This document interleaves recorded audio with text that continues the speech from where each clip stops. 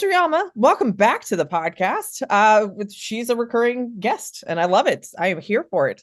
So, just as a reflection, a reminder of what Driama's been in the Lashpreneur Society for a couple of Almost, years. yeah, since you began pretty much July 2018. Woo So woo! She's an OG member. yeah, She's also been a part. She was one of our first members inside of Society Accelerator, and she has finally gotten into the mastermind. And we finally got to meet in person last weekend at the mastermind retreat. So it was so much fun. I loved it. Loved actually meeting you in person, so I don't feel like we're just online besties or anything like that. love it, love it, love it. Yep. And the mama four gets down when you get a cocktail in her. She was having a good dancing. I love it. All Yeah, right. Really, what the focus of today's conversation, I really want you to share just in your experience how much learning about the financials and the know your numbers, quote unquote, of business has helped to make decisions easier. So first, let's start off with, can you kind of give listeners an idea of what your business is like now, how big it is, the revenue numbers, those kinds of things? yeah. So right now I have uh three lash artists. One is a new hire, so she's currently in training, and the other two have been with me for over a year now. The two are fully booked. Um, I am pretty much out of the treatment room. I literally only do three clients right now, and I'm slowly just like weaning them off. So, and um, our revenue monthly has varied between 12,000 to 16,000. Love it. Love it. Yeah. Love it. Love it. All right. So the reason why you came up for me when I was thinking about who really relies on the data. Now, in our Society Accelerator program specifically, we have a very, very kind of advanced level spreadsheet that digs into a lot of data into the business. And part of what we do in that program is teach you how to utilize that data to make decisions with your team and growing and scaling your business. And we especially do that in the mastermind as well. Prior to that, how were you making decisions in your business? Yeah, just because we didn't have database decision making trainings. Yeah. So a lot of my decisions were based on feelings. Feeling like I should be further ahead than I was, feeling on, I should hire another employee just because more employees means more revenue in my head, which isn't always true. More revenue and more expenses, But yes. yes, yes. Um, and if I just add on more services, then that's going to produce more revenue, which again can be true, but cannot. A lot of it was just like, also so and so is doing this. Maybe I should consider doing this. Mhm. Our artist is a makeup artist. Should we add makeup back into our services? So, but none of my final decisions were based on if it made sense from a data standpoint and a financial standpoint. It was really just based on, I think we should do this, so let's do it. Didn't you move locations? What was that? I'm like going back 2 years. Yeah, yeah. So that was back in 2020. Yeah, I think so. Yeah, so and that was based on feeling too. So what Uh, was what was the feelings that you were trying to do when you moved locations, or why did you justify moving locations? I thought because I knew I wanted to grow a team and I thought that my room was small, that I couldn't maximize the space and I needed to have more space to have more team members. Um, and I also, a lot of it was because it was FOMO. I really loved the space that I am in. The view is gorgeous. And I was like, I'm going to do whatever it takes to be in there and I want to be in there. But since making that move, it has been a real struggle. And if I had known the numbers beforehand, I think I would have made a different decision because it would have changed my life drastically. Yeah.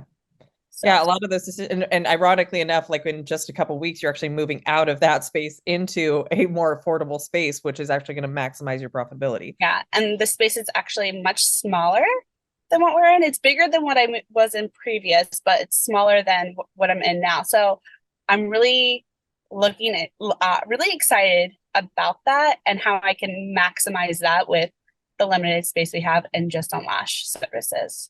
So why do you think there was a difference? I mean, what would you say is the difference between the decision making you were making 3 years ago to go into a much bigger space to now downsizing the space? Like, what was the driving motivation that's different now? Um,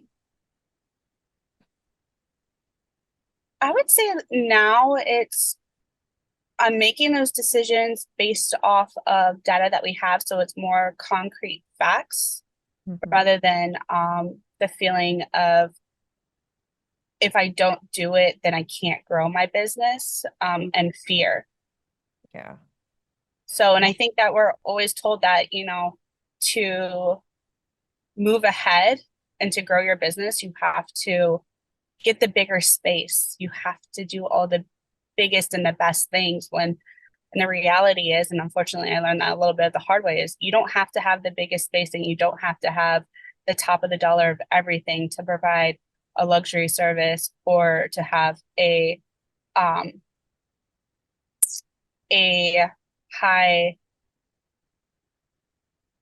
higher revenue. To make money. Yeah, to make money.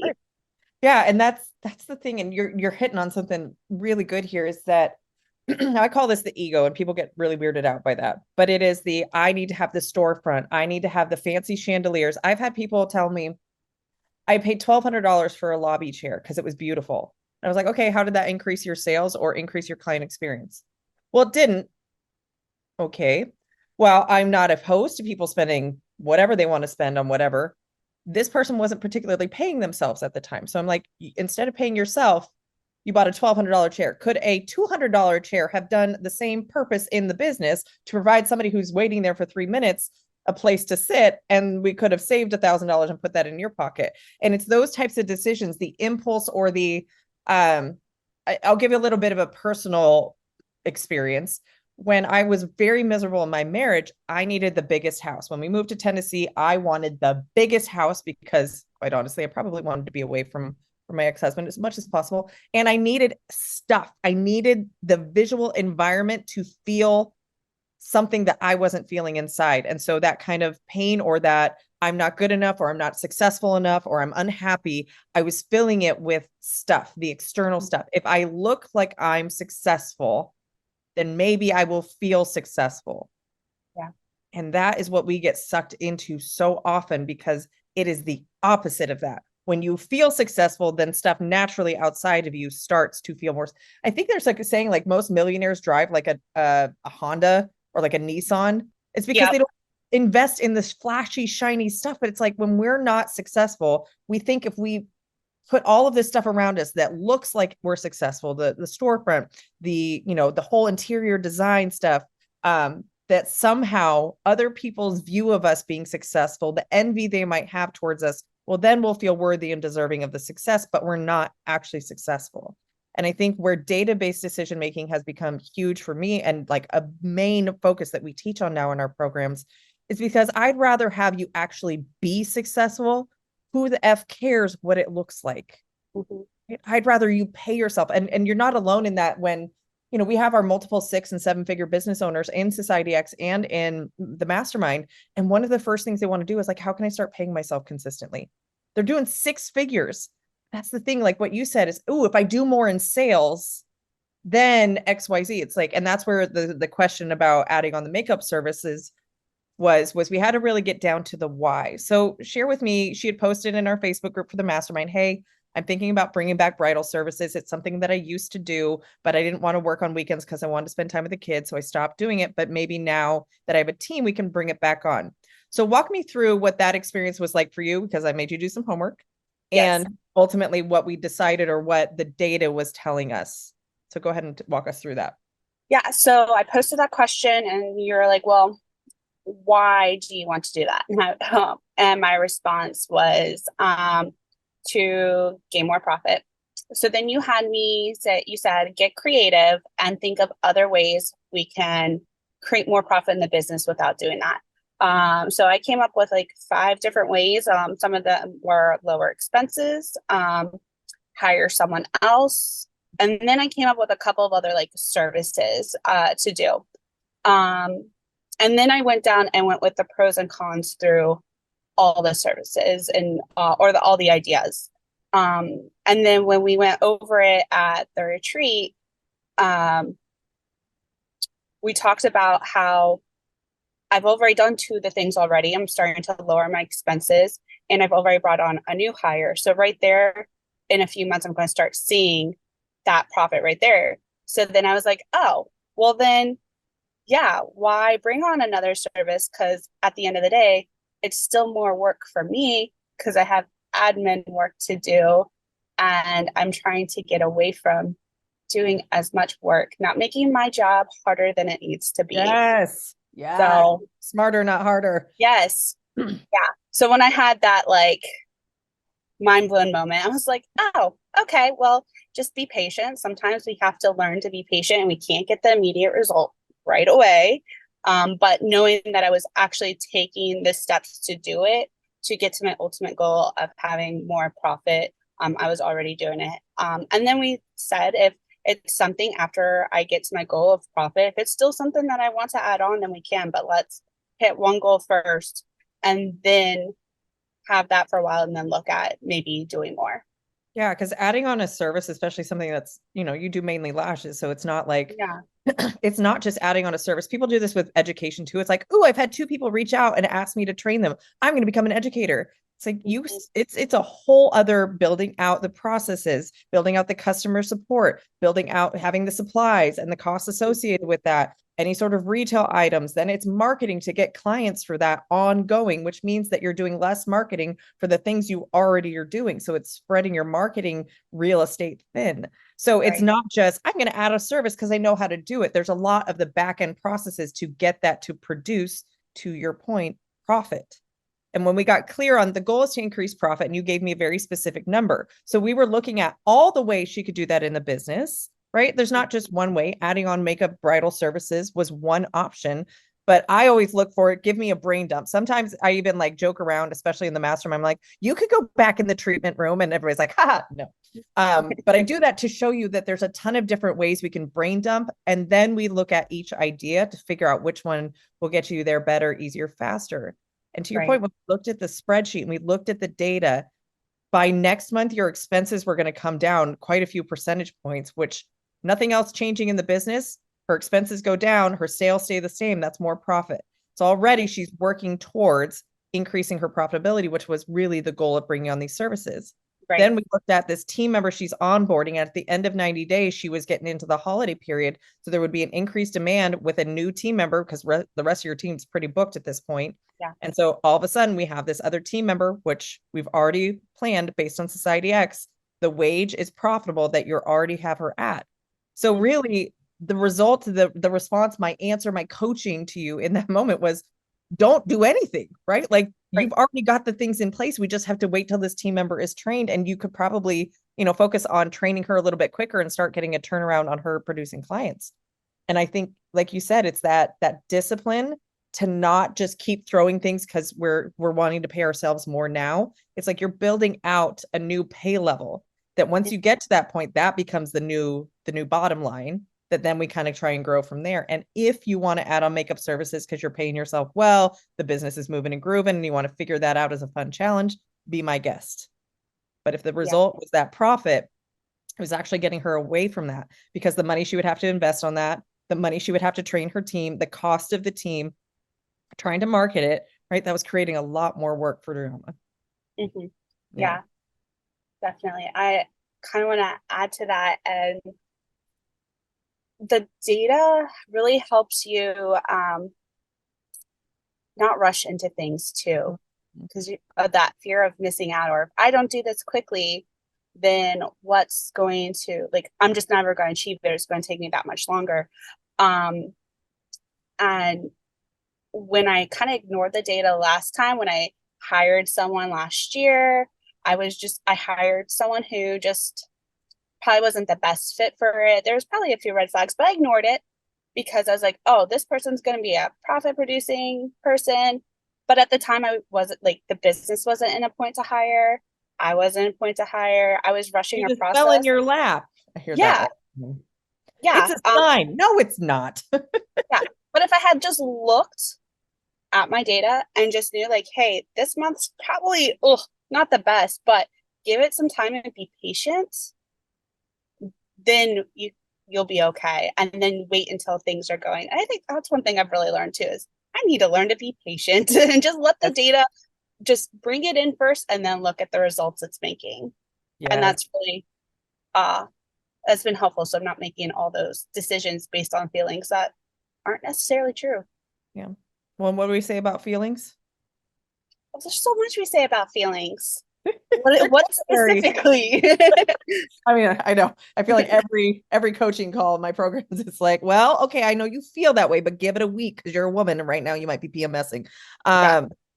Yeah, feelings they have a peak, right? So they kind of build, they're really uncomfortable if we're talking about negative emotions, and then they kind of tail off. And depending on the time of month and the severity of your hormones, it can feel really paralyzing. It can also be very triggering for any money mindset stuff coming in. So that and out of all of my students, I think I'm the only one who's ever shut down a business and come back. Um, and so I have the experience of giving myself permission to be like, fine, walk away, quit, right? Because I felt like it. It had been a long time and I was dealing with other stuff behind the scenes. But doing that really helped me to realize I was mismanaging the business completely because I wasn't focusing on the data. So it felt very heavy. It felt like, especially with the team, I had to micromanage and everything was on me. And, when I was depressed and I didn't have the energy and the bandwidth and the creativity to like problem solve. So learning how to look at data in a business and tell me specifically when we say data of the business, what does that mean to you? Because I know some other people are going to be like, I don't know what data she's talking about. Oh, so the financial numbers, so all the expenses that we have, the amount the revenue that's coming in, um, what services are selling, and then if those services are actually profitable. Yeah, 100%. Yeah, so that's what we mean when the data, and this is something that we're going to be teaching in the Know Your Numbers Masterclass that's coming up September 10th. We've got registration opening next week on September 1st. So make sure that you guys are following us on Instagram or on our email list. We will send you the link to get registered for that. But that's what we're going to teach is like, what numbers do you need to know? When somebody says know your numbers, I want you to be able to speak intelligently to that. And I think a lot of people make really stress-based or fear-based decisions because they don't know what else to do. Right? We're Right. not taught this stuff in Yeah. beauty school. Yeah. And to like, I've been part of your program for a while. So, um, knowing before I would always go back to my break even number and be Mhm. like, oh, as long as I'm breaking even, I'm fine. Or if I was doing a little bit more than breaking even. And I think if I had all this knowledge about the actual numbers, it would have helped me make better choices of if I do really want to hire, the hiring, if what would that actually look like, and moving spaces and adding on services. I think it would have given me a lot more clarity. So, Yeah. And you probably would have been able to pay yourself consistently more earlier on yes. because those Yeah. decisions, especially on feelings, tend to be very expensive decisions. Right. Especially since I was at a point where I was paying myself and I was like, life is good. And then all of a sudden I was like, life is good. It's just going to get better. So why not move into this bigger space? Why not hire another lash artist? And I didn't really factor in the what that's going to look like number wise. In my head, it was like, we're just going to keep getting more and more and more. So why it just made sense. Right. Yeah. And I see a lot of people, especially before we started really heavily focusing on the database decision making, I see a lot of our past people have hired teams. They get out of the treatment room in our program. And then if they don't renew and stay in the program, what I find is they tend to slip back because they're so worried about sales instead of focusing on the goal is for me to stop trading my time for money. That is the goal. So we don't do decisions that get us away from that goal. And part of like my no BS coaching is like, I will hold people to that. Not because it's my motive, right? Not because it's my life. It's because that's what was, we get clear on the goals first and then we find the solutions that work. And a lot of people are comfortable with being in the treatment room producing sales, but they're not looking at the profitability. And when we make the profit-based decisions, that's where pay comes from in the owner. When you make those profit-based decisions and knowing your numbers and knowing if your business is profitable or not, that's where you start to be able to get your time back if that's a goal for you. When you're solo, sure, you can raise your prices and keep raising your prices and keep giving yourself a pay raise. You don't ever have to hire. In fact, hiring can often be very costly and it can be very difficult, especially if you don't have a support program or how-tos like we offer. But talk to me about, is it that really profit is a high priority for you, or do you think it's more getting your time back that's more of a priority for you? Um, oof.